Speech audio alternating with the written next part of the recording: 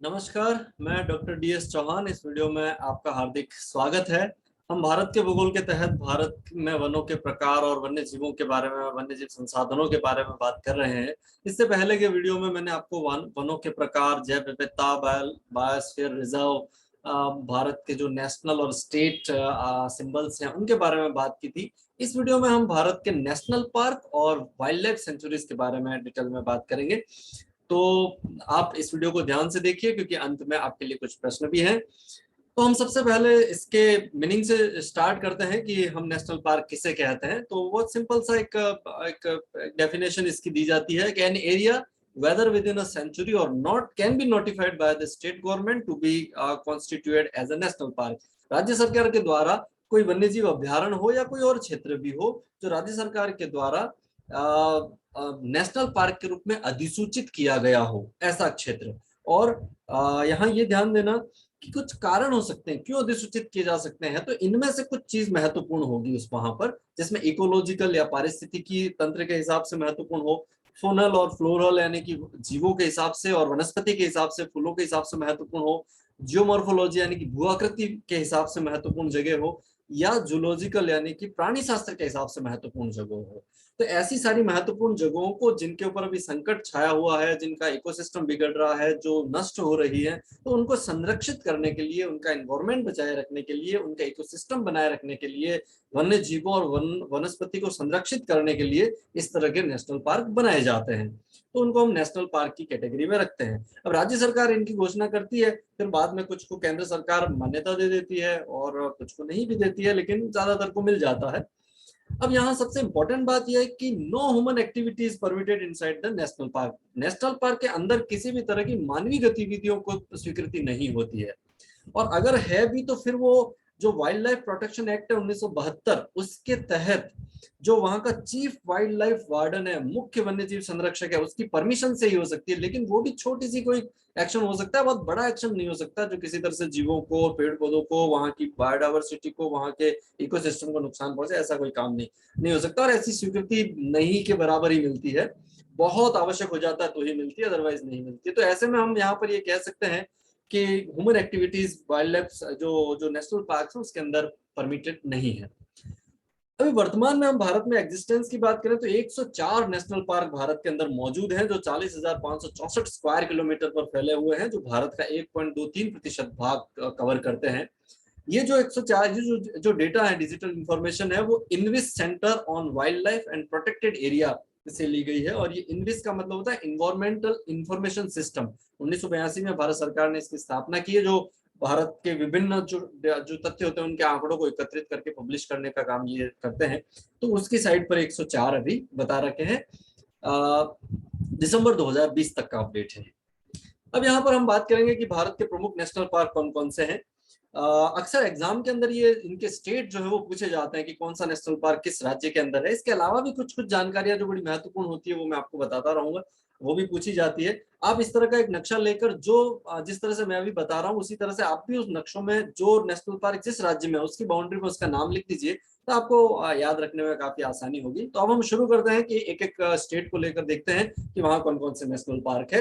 Alphabetically चले तो सबसे पहले आंध्र प्रदेश का नाम आता है, इसी वजह से हम आंध्र प्रदेश में देख लेते हैं। वहां पर 3 नेशनल पार्क है, जिसका नाम है पापीकोंडा, राजीव गांधी या रामेश्वरम और श्री वेंकटेश्वरा नेशनल पार्क। अब यहाँ ध्यान देना, हर नाम के पीछे नेशनल पार्क शब्द आता ही है, मैं बार बार नहीं लूंगा पर आप समझ लीजिए वो नेशनल पार्क वर्ड है ही है पीछे। तो आंध्र प्रदेश में 3 नेशनल पार्क इस तरह से मौजूद है। अब है अरुणाचल प्रदेश, इसमें मौलिंग नेशनल पार्क है और नामदफा नेशनल पार्क। ये जो नामदफा नेशनल पार्क है वो टाइगर रिजर्व भी है, इसलिए हमने पिछले वीडियो में भी बात की थी इस पर। तो जहां TR लिखा हुआ आप समझ लीजिए वो टाइगर रिजर्व भी है, उसका एग्जाम्पल भी है। नेक्स्ट है असम। असम के अंदर 5 नेशनल पार्क है, जिसमें से डिब्रू साइखोवा, ये BR लिखा है, इसका मतलब है ये बायोस्फीयर रिजर्व का भी साइट है, यहाँ पर बायोस्फीयर रिजर्व की भी, जो यूनेस्को द्वारा घोषित किए जाते हैं। इसके अलावा काजीरंगा, मानस, नामेरी और राजीव गांधी, या इसको ओरांग भी कहते हैं, चारों के आगे TR शब्द है, दैट मींस ये टाइगर रिजर्व है। साथ ही यहाँ ध्यान रखना, काजीरंगा राइनो रिजर्व भी है और एलिफेंट रिजर्व भी है। मानस जो है वो टाइगर रिजर्व भी है और बायोस्फीयर रिजर्व भी है। तो इसके उदाहरण है, BR का मतलब बायोस्फीयर रिजर्व से मतलब है। दूसरा, काजीरंगा और मानस दोनों ही यूनेस्को की वर्ल्ड नेचुरल हेरिटेज साइट भी है, वर्ल्ड नेचुरल हेरिटेज साइट, ध्यान देना शब्द पे, वो भी यहाँ पर है। तो अब आप यहाँ पर देखिए कितना महत्वपूर्ण हो जाता है काजीरंगा नेशनल पार्क जो है। अभी जो काजीरंगा है वो कितनी बातों को लेकर सवाल बनता है। नेशनल पार्क है, यूनेस्को की वर्ल्ड नेचुरल हेरिटेज साइट है, टाइगर रिजर्व है, राइनो रिजर्व है और एलिफेंट रिजर्व है। इसलिए अक्सर सवाल बनता है, कई बार इस पर सवाल पूछा गया है। असम के गोलाघाट डिस्ट्रिक्ट में है ज्यादातर हिस्सा इसका, कुछ जो इसका वो नागालैंड डिस्ट्रिक्ट में भी है, लेकिन गोलाघाट में बहुत ज्यादा ये फैला हुआ है। तो इस वजह से ये कई बार क्वेश्चन बनता है। इसी तरह से आप मानस की विशेषताओं को देखिए, नेशनल पार्क है, ये नेचुरल हेरिटेज साइट है यूनेस्को की, टाइगर रिजर्व है और बायोस्फीयर रिजर्व है। तो इनके हमेशा नाम ध्यान रखने चाहिए, क्योंकि कई बार इस तरह के क्वेश्चन जो है वो पूछे जाते हैं। साथ ही वाल्मीकि है बिहार के अंदर, ये टाइगर रिजर्व है। छत्तीसगढ़ के अंदर गुरु घासीदास या संजय नेशनल रिजर्व पार्क है। इंद्रावती या कुटरू नेशनल पार्क है जो टाइगर रिजर्व भी है, और कांगेर वैली नेशनल पार्क है। गोवा के अंदर मोलेम नेशनल पार्क। गीर, यहाँ गुजरात में अगर हम बात करें तो गीर जो है वो एशियाटिक लॉयन रिजर्व है। इस वजह से महत्वपूर्ण है, क्योंकि अफ्रीका के बाद जो लॉयन नेचुरली अगर कहीं मिलते हैं तो वो केवल गीर के अंदर ही मिलते हैं। तो ऐसे में गीर जो नेशनल पार्क है वो बहुत ही महत्वपूर्ण नेशनल पार्क है। वर्तमान में यहाँ इनकी संख्या भी काफी बढ़ रही है, तो ये वर्ल्ड लेवल पर काफी चर्चित है। इसके अलावा ब्लैक बक या Velavadar national park, marine gulf of Kutch या मरीन नेशनल पार्क भी कहते हैं, कच्छ की खाड़ी है उसके अंदर स्थित है ये। और एक है वांसदा नेशनल पार्क। हरियाणा में दो हैं, कालेसर और सुल्तानपुर। ये जो कच्छ की खाड़ी है इसके अंदर जो नेशनल पार्क है वो इस तरह के जीवों को संरक्षित करने के लिए बनाया गया, पानी में रहने वाले ये जीव हैं। तो इस वजह से ये तो एक जीव का फोटो, यहाँ कई तरह के ऐसे और जीव हैं जिनको यहाँ संरक्षित किया गया है। नेक्स्ट हिमाचल प्रदेश, इसमें भी 5 नेशनल पार्क हैं, जिसमें से ग्रेट हिमालयन नेशनल पार्क ये फिर यूनेस्को का नेचुरल वर्ल्ड हेरिटेज साइट है। इसके अलावा यहाँ पर इंदर किला, खीरगंगा, पिन वैली और शेरजंग सिंबाल बारा ये नेशनल पार्क यहाँ पर है 5। नेक्स्ट झारखंड में बेतला नेशनल पार्क। कर्नाटक के अंदर आंसी बांदीपुर नेशनल पार्क, ये टाइगर रिजर्व भी है, एलिफेंट रिजर्व भी है। यहाँ पर कई सारी टाइगर्स पर ऐसी फिल्म बनी है जो डिस्कवरी और नेशनल ज्योग्राफी पर भी दिखाई गई है। इसके अलावा बन्नेरघट्टा, कुद्रेमुख, नागरहोल, राजीव गांधी नेशनल पार्क जो कि एक टाइगर रिजर्व भी है। नेक्स्ट केरला में देखेंगे तो अनाईमुडी शोला, इराविकुलम, मैथिकेटन शोला, पाम्बादुम शोला, पेरियार ये टाइगर रिजर्व भी है, एलिफेंट रिजर्व भी है। और साइलेंट वैली, इसकी बात मैंने पिछले वीडियो में की थी। भारत में अगर किसी पिन पॉइंट जगह की बात करें जहाँ सबसे ज्यादा बायोडायवर्सिटी मिलती है तो वो इस साइलेंट वैली के अंदर है। यहाँ कई ऐसी प्रजातियां जो दुनिया में और कहीं दूसरी जगह पर है ही नहीं। ऐसे ये पूरा वेस्टर्न घाट में स्थित है, और ये पूरा वेस्टर्न घाट बायोडायवर्सिटी की दृष्टि से हॉटस्पॉट है, और ये सबसे इंपॉर्टेंट जगह है उसकी, silent valley. Madhya Pradesh 11 national park के साथ में भारत में सबसे ज्यादा नेशनल पार्क वाला स्टेट है।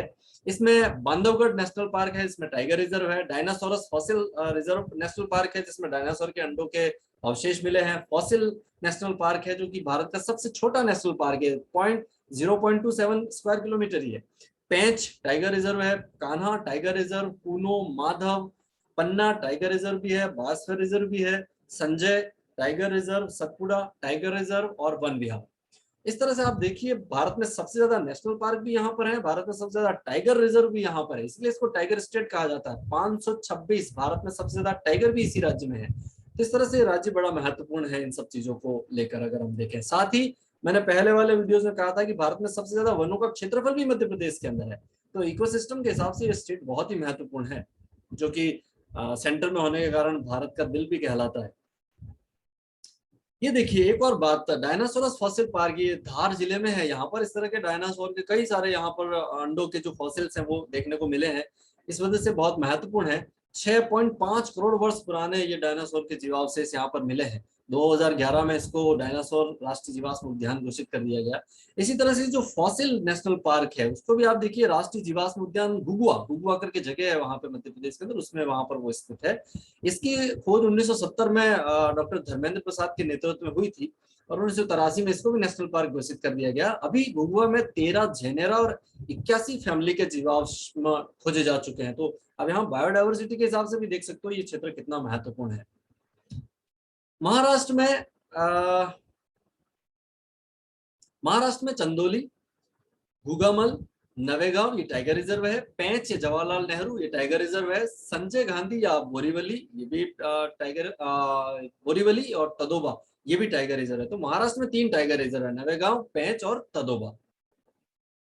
नेक्स्ट मणिपुर में कायबुल लामजाओ, एक झील मैंने आपको पहले पढ़ाई थी लोकटक, वो इसी में स्थित है, इसी नेशनल पार्क में है, और सिरोही। इसी तरह से अगर हम मेघालय को देखेंगे तो बाल्फाकाराम और नोकरेक रीज ये बायोस्फीयर रिजर्व भी है, नोकरेक जो है बायोस्फीयर रिजर्व है। इसी तरह से मुरलैंड और फवांगपुई, और इसको ब्लू माउंटेन भी कहते हैं, ये मिजोरम में है। नागालैंड के अंदर इंगटांकी ये एलिफेंट रिजर्व है, इंगटांकी जो है यहाँ भी हाथी पाए जाते हैं। ओडिशा के अंदर भीतरकनिका और सिमलीपाल, सिमलीपाल टाइगर रिजर्व और बायोस्फीयर रिजर्व दोनों का दर्जा इसको मिला हुआ है। ये भीतरकनिका के बारे में कुछ हम डिटेल में बात कर लेते हैं। ये केंद्रपारा एक डिस्ट्रिक्ट है ओडिशा के अंदर, बिल्कुल नॉर्थ ईस्ट में, यहाँ देखिए तटवर्ती क्षेत्र में स्थित है। और इसकी जो खास बातों है उसमें इसको 2002 के अंदर रामसर साइट का दर्जा दिया हुआ है। ये सुंदरवन के बाद भारत का दूसरा सबसे बड़ा मैंग्रोव इकोसिस्टम है, दूसरा सबसे बड़ा, इसलिए इसकी महत्व बहुत ज्यादा बढ़ जाती है। दूसरे जाइंट सॉल्ट वाटर क्रोकोडाइल, जो खारे पानी में रहने वाले बड़े क्रोकोडाइल है, इस तरह के बहुत बड़े बड़े, वो यहाँ पर पाए जाते हैं। 215 पक्षी प्रजातियां यहाँ पर पाई जाती है और 672 स्क्वायर किलोमीटर में ये कुल फैला हुआ है। अब यहाँ पर देखिए इस तरह का डेंस फॉरेस्ट यहाँ पर है, और मैंग्रोव वगैरह, कीचड़, दलदल, वो सारी विशेषताएं जो मैंग्रोव में यहाँ पर देखने को मिलती है। नेक्स्ट हम देखेंगे राजस्थान, ये भी बड़ा महत्वपूर्ण हमारे लिए स्टेट है इन सब चीजों के लिए। इसमें से केवला देव घना पक्षी राष्ट्रीय उद्यान हम इसको कहते हैं। केवला देव जो है वो फिर यूनेस्को का नेचुरल वर्ल्ड हेरिटेज साइट है, एक बात। दूसरी चीज ये है कि केवला देव को 1981 में रामसर वेटलैंड साइट का दर्जा भी मिला था, और ये भारत का पहला नेशनल पार्क था जो जिसको रामसर वेटलैंड का दर्जा दिया गया था 1981 में, 81 में। दूसरा, ये पक्षियों के लिए जाना जाता है, 500 से ज्यादा पक्षी प्रजातियां यहाँ पाई जाती है। एक नदी है बाणगंगा, उसका पानी इधर उधर फैल जाता है, वो नदियां भूमिगत हो जाती है और उससे फिर वेटलैंड बनता है, जिसकी वजह से ये क्षेत्र वर्ल्ड लेवल पर बहुत ही पॉपुलर है पक्षियों के लिए। साइबेरियन सारस के लिए भी ये जाना जाता है।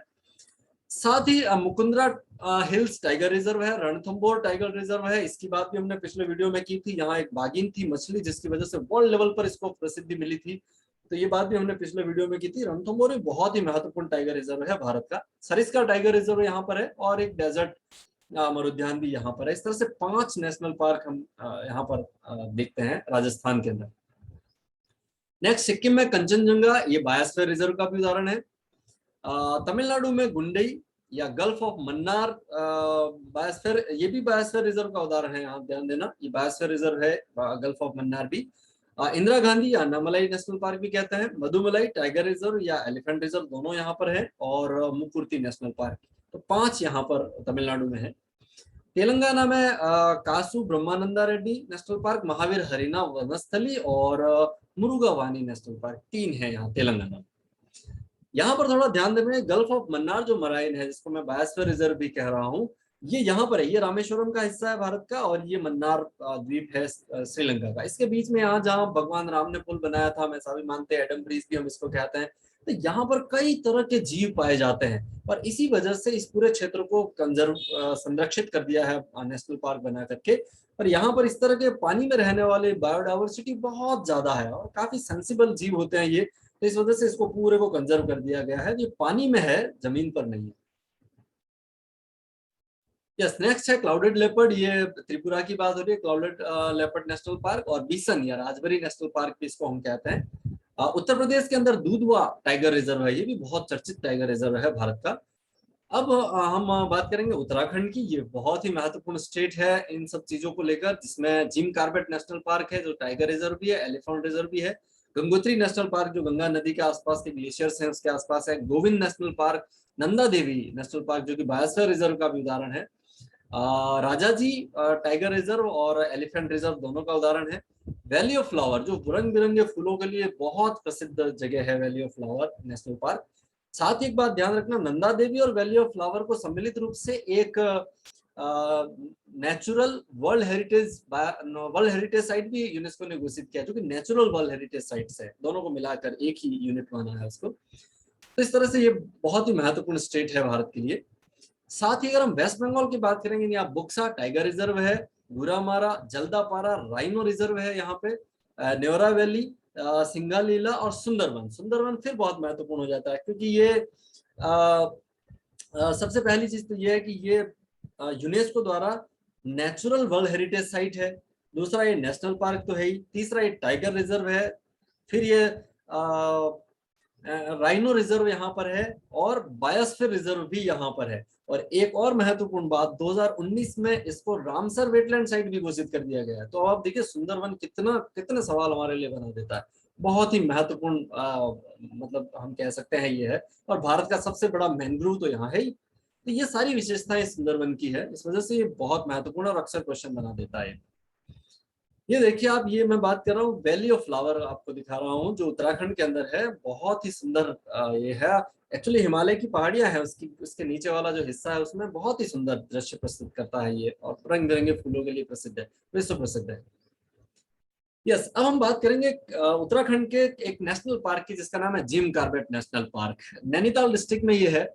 ये भारत का सबसे पुराना या सबसे पहला नेशनल पार्क है, जिसको 1936 में बना दिया गया था। उस समय इसको हैली नेशनल पार्क कहते थे। ये भारत का सबसे पुराना है। बेसिकली यहाँ हिमालय की जो निचली पहाड़ियां हैं और बहुत ही सुंदर है। रामगंगा नदी इसके अंदर से होकर गुजरती है। बहुत ही महत्वपूर्ण जगह है इकोलॉजी के हिसाब से। बायोडायवर्सिटी, टाइगर, एलिफेंट और भी कई सारे जीवों के लिए बहुत प्रसिद्ध है ये। अब सवाल यहाँ पर यह है कि इसका नाम जिम कॉर्बेट क्यों है, इस पर थोड़ा चर्चा कर लेते हैं। ये जिम कॉर्बेट है, इनका पूरा नाम एडवर्ड जेम्स कॉर्बेट है। 1875 में इंडिया में ही इनका जन्म हुआ था और 1955 में इनकी डेथ हुई केन्या के अंदर। इनको कहा जाता है a white hunter who become a saviour of tiger. मतलब ये एक इनके पेशे की बात करती है, प्रख्यात शिकारी थे, ये लेखक थे और ये प्रकृति संरक्षक भी थे। अब हम यहाँ पर देखिए, ये सबसे इंपॉर्टेंट बात, ये शिकारी थे। मतलब ये बाघों का शिकार करते थे, लेकिन बाद में फिर इनके मन में ऐसा पॉजिटिव थॉट आया उस जीव के प्रति, फिर इनके संरक्षण के लिए भी इसने बहुत काम किया इन्होंने। अब इनकी कहानी की शुरुआत एक किताब से करते हैं जो इन्होंने लिखी है, the man eating leopard of Rudraprayag. ये इसकी इमेज है। इस लेपर्ड को, इस तेंदुए को इन्होंने मारा था 1926 में। कारण ये है कि 126 लोगों की जान ये जो टाइगर, ये जो ये जो तो यहाँ मैं आपको बता रहा था 126 जो आदमी थे उनकी हत्या इसने की थी। इस लेपर्ड ने उनके ऊपर आक्रमण किया था, फिर इसको 1926 में इन्होंने मार दिया था।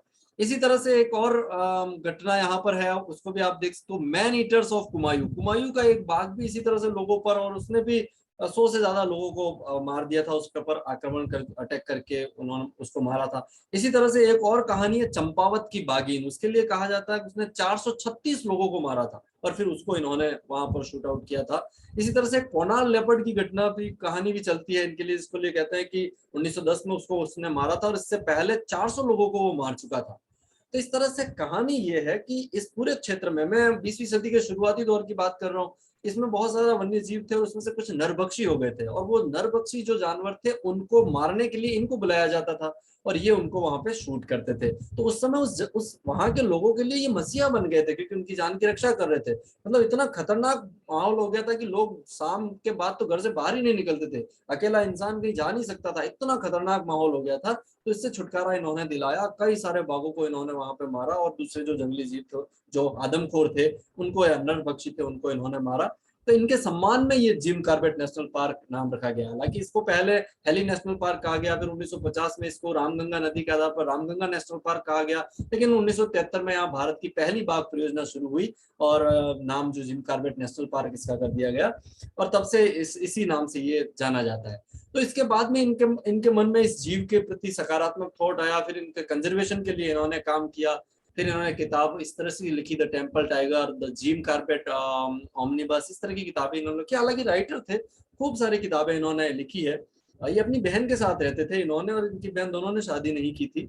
ये बिल्कुल अकेले दोनों रहते थे और बाद में फिर ये केन्या चले गए और वहीं इनकी डेथ यहाँ पर हो गई। तो ये जिम कार्बेट की कहानी है। भारत में एक मसीहा के तौर पर इनको जाना जाता था उस समय। नेक्स्ट हम कुछ केंद्र शासित प्रदेशों की बात करते हैं जहां पे नेशनल पार्क है। तो इसमें सबसे ज्यादा नेशनल पार्क केंद्र शासित प्रदेश में अंडमान निकोबार द्वीप समूह में 6 नेशनल पार्क है वहां, जिसमें एक कैंपबेल बे है, गालाथिया बे है, Mahatma Gandhi marine national park है, माउंट हेरिट नेशनल पार्क, रानी झांसी मरीन और saddle peak. Saddle peak Andaman Nicobar की सबसे ऊंची चोटी है, तो उसके हिसाब से इसको कहा जाता है। तो 6 नेशनल पार्क यहाँ पर मौजूद हैं। इसके अलावा जम्मू कश्मीर में 4 नेशनल पार्क हैं, जिसमें से एक है सिटी फॉरेस्ट या सलीम अली नेशनल पार्क भी इसको कहते हैं, Dachigam national park, Kazinag national park और Kishtwar high altitude national park ये है। और अगर हम लद्दाख में देखेंगे तो एक नेशनल पार्क है जिसका नाम है हेमिस। और इसकी कुछ खास बातें हैं। पहला, 3350 स्क्वायर किलोमीटर, भारत का सबसे बड़ा नेशनल पार्क है। दूसरा, 3000 से 6000 मीटर ऊंचा है, भारत का सबसे ऊंचा नेशनल पार्क भी हम इसको कह सकते हैं। हालांकि कुछ मात्रा में गंगोत्री नेशनल पार्क है, उसकी ऊंचाई भी बहुत ज्यादा है, पर ये बड़ा है और इतना बड़ा ऊंचाई पर है, ये एक इसमें खास बात है। और इसको हम ठंडे जो जो नेशनल पार्क है उसमें भी रख सकते हैं, जैसे गंगोत्री भी ठंडा है, ये भी काफी ठंडा, यहाँ तो -30 डिग्री भी पहुंच जाता है सर्दियों में जो टेम्परेचर है वो। तो इस हिसाब से बड़ा महत्वपूर्ण नेशनल पार्क है भारत का।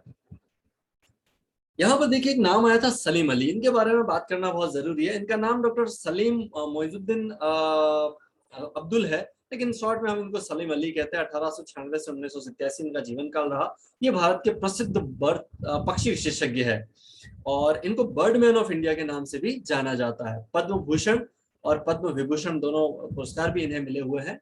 भारत के अंदर पक्षियों के संरक्षण के लिए इन्होंने सबसे ज्यादा काम किया है। जैसे उदाहरण के तौर पर हम केवलादेव नेशनल पार्क की बात करें, जो पक्षियों के लिए जाना जाता है, उसके विकास में इनका बहुत बड़ा रोल है। नेशनल पार्क का दर्जा दिलवाने में बहुत बड़ा रोल है और वर्ल्ड लेवल पर उसकी पहचान दिलाने में इनका बहुत बड़ा रोल है। मुंबई के रहने वाले ये सलीम अली, तो बहुत ही इंपॉर्टेंट शख्सियत थे भारत के लिए और विशेष तौर पर पक्षियों के लिए। ये देखिए यहाँ पर दाचीगाम की बात हमने पिछले वीडियो में की थी। यहाँ पर हंगुल प्रोजेक्ट 1970 में चलाया था। ये एक तरह का जीव है जो सिर्फ यहीं पर पाया जाता है, वर्तमान में केवल 240 बच गए हैं।